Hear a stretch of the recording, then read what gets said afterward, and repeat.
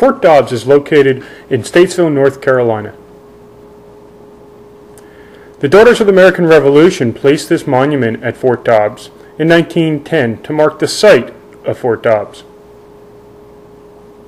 This is a scale model of what Fort Dobbs would have looked like in 1756 after it was completed. In 2 years, Fort Dobbs will be recreated at the site of the original fort.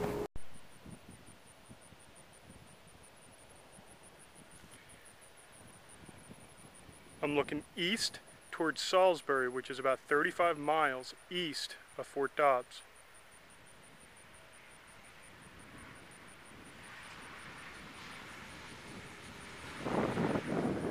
I'm standing on where the fort wall would have been.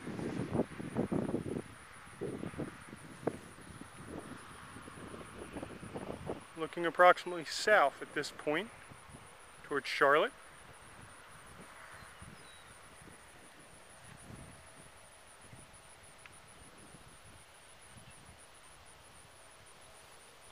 We're looking west towards Tennessee approximately at this point. The forest that's in view now would not have been here during the time of Fort Dobbs.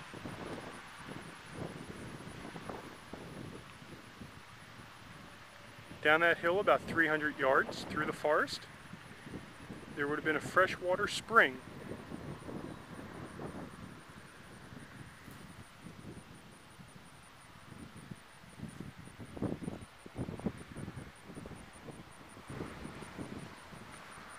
Many of the early settlers referred to this area as a savanna due to the grasslands. The forests were not here.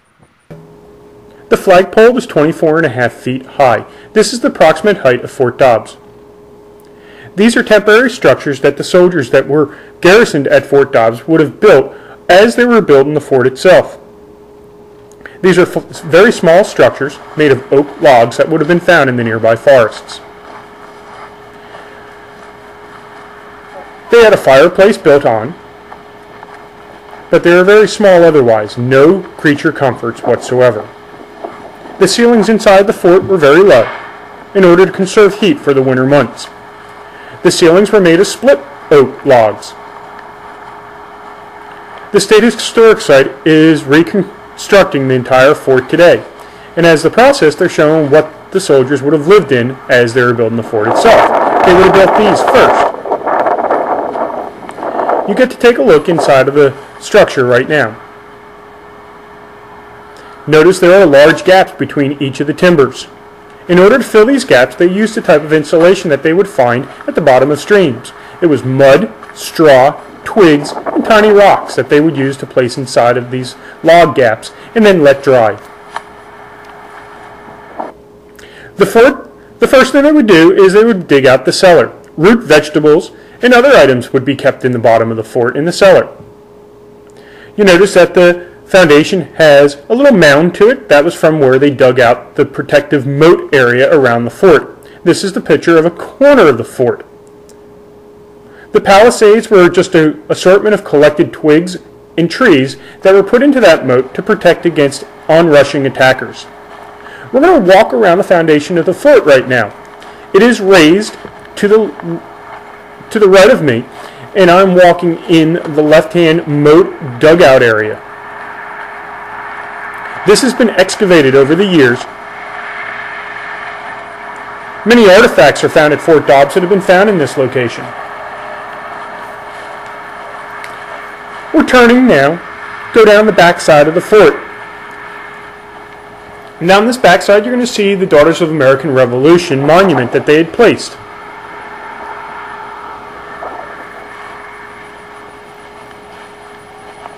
And we're coming up to it now. Behind it you see a small little structure that was located inside the fort.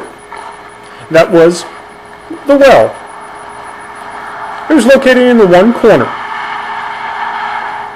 They would have the well inside the fort to protect against any type of attack, so they would not need to go out to get fresh drinking water. The white lines that are roped off are the approximate locations of the walls of the fort, and in the center depression is where the cellar was. These small little corners that are cut out from the exterior walls would allow the defenders of the fort to fight all around. This well goes down 40 feet. There is still water at the base of it today. I was mentioning earlier the corners of the fort. This is so that the defenders could attack anyone that was trying to attack the fort itself. All the walls are protected. The fort would have been 3 stories tall. Approximately 50 men were garrisoned inside the fort. This is a close-up view of the palisades. That would have been around the entire fort. It would have been very difficult to run through that.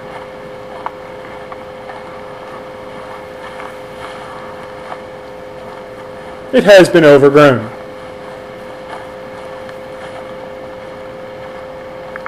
Again, we're coming around the back side of this corner.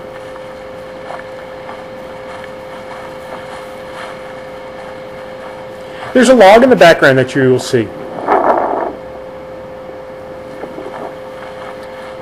That was the average size of a log that was used in the construction of the fort. There's another view of the cellar.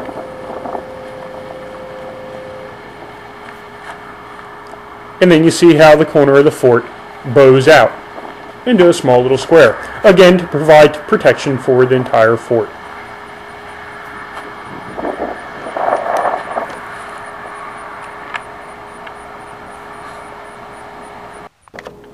We just completed walking around the tour of Fort Dobbs, so we're going to take a look at the scale model once again to help you visualize what the fort would have looked like.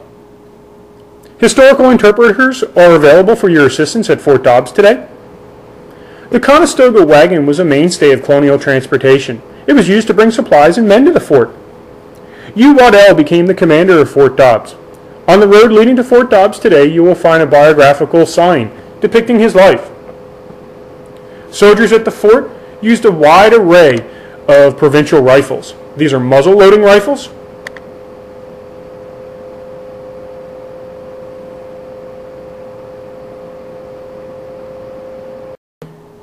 These 2 men are what the provincial soldiers that were garrisoned at Fort Dobbs would have looked like.